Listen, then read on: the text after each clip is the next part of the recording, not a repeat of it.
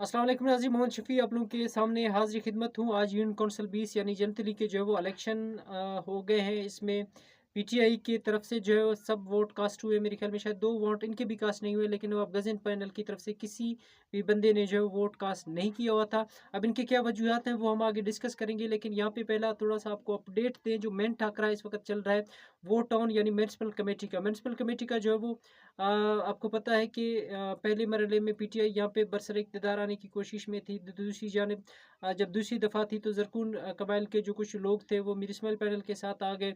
तो यहाँ पे मीर इस्माइल पैनल की के लिए जो वो जीत की राहें हमवार हो गई थी। लेकिन जब तीसरी पोज़ीशन आई यहाँ पे चेयरमैन बनाने के लिए, तो सरदार रशीद ने जो यहाँ पे धोखा दिया, वो गया पीटीआई में। तो फिर बाद में ये जो रिज़ल्ट था इसमें कुछ शायद टेक्निकल एरर की वजह से ये रिज़ल्ट दोबारा इलेक्शन कमीशन में जो वो चैलेंज हो गया था इस्लामाबाद में। इलेक्शन कमीशन इस्लामाबाद में इस वक़्त जो है वो इनका हियरिंग चल रहा है।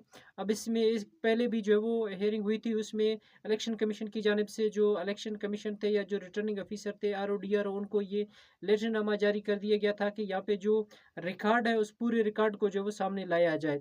आज मेरे ख्याल में उनकी पेशी थी, आज हियरिंग थी। इलेक्शन कमीशन की जानिब से डिस्ट्रिक्ट इलेक्शन कमीशन को लेटर भी जारी हुआ था कि तमाम रिकॉर्ड समेत आज हाजिर हो जाए। लेकिन जो डिस्ट्रिक्ट इलेक्शन कमीशन ऑफिसर की जानिब से मेरे ख्याल में रिकॉर्ड वहाँ पे नहीं पहुँचाई गई थी, इस वजह से कि उन्हें जो वो सिक्योरिटी फ्राहम नहीं की गई थी।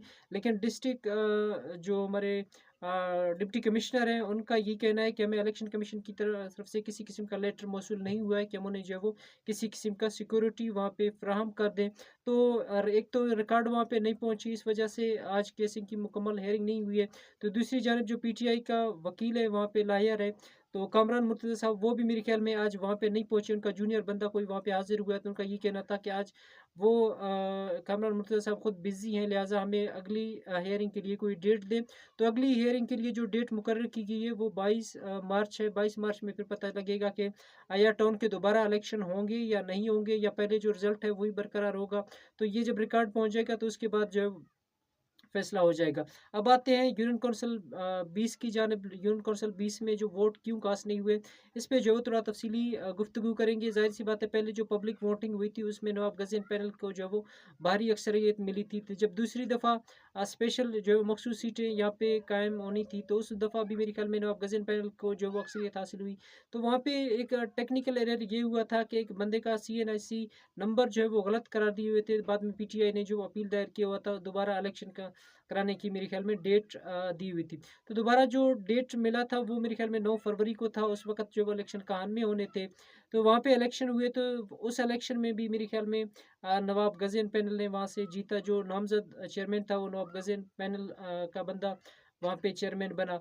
तो बाद में पीटीआई की जानिब से दोबारा वहाँ पे मेरे ख्याल में एक एप्लीकेशन सबमिट की गई थी इलेक्शन कमीशन को, और ये जो है वो मौक़िफ़ इख्तियार किया गया था। जो आपका लेटर था वो हमें लेट मिला था, लिहाज़ा हमारा बंदा वहाँ पे नहीं पहुँचे वक़्त पे, तो हमें यहाँ पे दोबारा इलेक्शन कराए जाए। तो मेरे ख़्याल में यहाँ पे दोबारा इलेक्शन जो है वो जनतली के लिए रखे गए थे, लेकिन वहाँ पे फिर नहीं हुए, क्योंकि एक तो हालात ख़राब थे। वहाँ पे लेवीज़ का एक जो है वो जवान भी शहीद हुआ था। तो फिर जो वो डेट था वो डिले हो गया था। दोबारा जो है वो 15 मार्च का जो वो दिन मुकर्रर किया हुआ था कि 15 मार्च को जो है वो जनतली यानी यूनियन काउंसिल 20 के जो इलेक्शन होंगे। आज 15 मार्च था और आज इलेक्शन होने थे। आज इलेक्शन होने थे और इलेक्शन हुए भी, लेकिन नवाब गज़न पैनल की तरफ से किसी बंदे ने वोट कास्ट नहीं किया हुआ था। तो उनकी जानिब से मेरे ख़्याल में यही मौक़िफ़ इख्तियार किया गया था कि ये सीट जो है हम दोबारा पहले से जीत चुके हैं। यहाँ पे दो दफ़ा यानी election commission, DRO, RO, ARO, presiding officer ये जो है वो रिटन शेप में दे रहे हैं कि यहाँ से नवाब गज़न पैनल का जो है वो मेंबर जो है वो यूनियन चेयरमैन मुंतखब हो चुका है। तो बाद मेरे ख़्याल में इलेक्शन कमीशन पाकिस्तान की जानिब से भी जो है वो नोटिफ़ाइड कर दिया गया था कि यहाँ से मोहम्मद सिद्दीक़ मेरे ख़्याल में जो है वो चेयरमैन बन चुका है।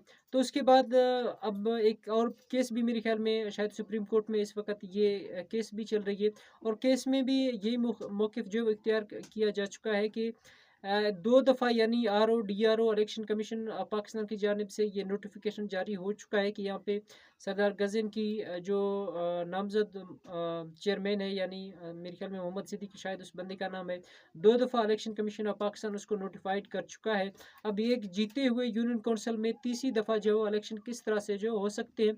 तो इसकी जो हियरिंग थी वो कल थी। कल मेरे ख़्याल में काफ़ी ज़्यादा लंबी बहस हो गई थी, शायद मगरिब के टाइम तक ये पूरा बहस जो है वो चला था। उसके बाद जो है वो अगली क्योंकि एक तो टाइम कम दिया हुआ था, शायद कुछ डॉक्यूमेंट भी वहाँ पे जो है प्रोवाइड नहीं किए गए थे, तो अब दोबारा इसका जो सुप्रीम कोर्ट की जानिब से हियरिंग की जो डेट दी गई है वो 22 मार्च है। 22 मार्च को जो है वो पता लगेगा कि आया ये यूनियन काउंसिल जो 20 है जनतली का, अब इसमें जो है वो जीत किसकी होगी। अब यहाँ से फिर या तो इनको दोबारा जो है वो रिपोल किया जाएगा, या नवाब गज़न पैनल की जो नामज़द चेयरमैन है वो 2 दफ़ा जो है वो पहले नोटिफ़ाइड हो चुके हैं, या उनको जो है वो उनकी जीत को जो है बरकरार रखा जाएगा। फिर उस वक़्त पता चलेगा जब 22 जो